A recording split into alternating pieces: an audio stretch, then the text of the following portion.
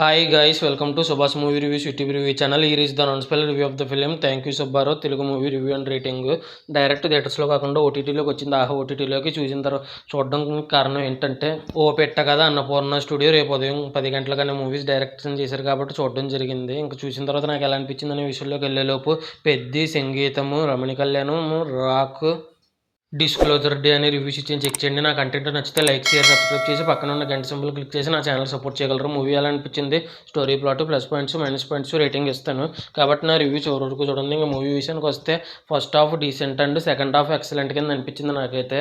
Second half సస్పెన్స్ని బాగా maintain చేశారు. ఆ లాస్ట్లో లవ్ స్టోరీని కూడా బాగా మెయింటైన్ చేశారు. రెండింటిని బాగా మెయింటైన్ చేశారు అనిపించింది. ఇంకా plus points minus points rating గురించి క్లియర్గా మాట్లాడదాం.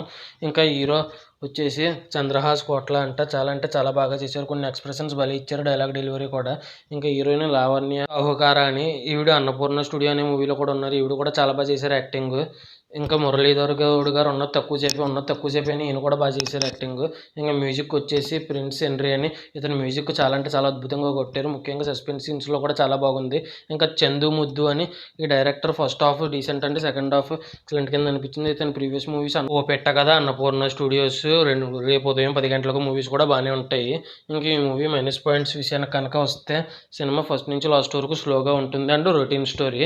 ఇవి మాత్రమే మైనస్ పాయింట్స్. ఇంకా ఫైనల్గా ఈ మూవీ చూసిన తర్వాత ఒక మంచి సినిమా చూసామన్న ఫీలింగ్ అయితే కలుగుద్ది. సాంగ్స్ కూడా బాగున్నాయి ఈ మూవీలో. ఇంకా ఫైనల్గా ఈ మూవీకి నేను ఇవ్వబోయే రేటింగ్ వచ్చేసి 4.5/5 అయితే రేటింగ్ ఇవ్వచ్చు అనిపించింది నాకైతే. ఇంకా ఈ మూవీ ఎంతమంది చూసుంటే మీకు ఎలా అనిపించింది, మీరు ఎంత రేటింగ్ ఇస్తారనేది కింద కామెంట్ చేయండి. రేపు మా ఇంటి బంగారం సమంత గారు మూవీ రివ్యూ కూడా ఇస్తాను కాబట్టి నా కంటెంట్ చెక్ చేస్తూ ఉండండి.